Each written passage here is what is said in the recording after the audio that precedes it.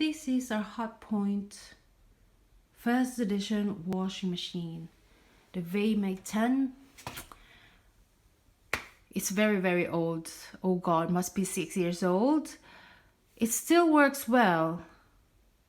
Everything works well, except of course for the signs of aging, the rusty parts here and there, but still works well. Still using it. And the only problem I have at the moment is it gets really noisy during the spin cycle.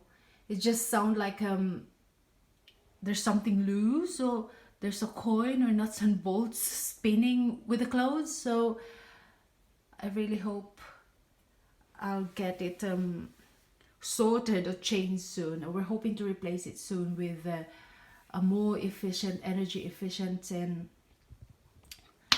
less noisy models.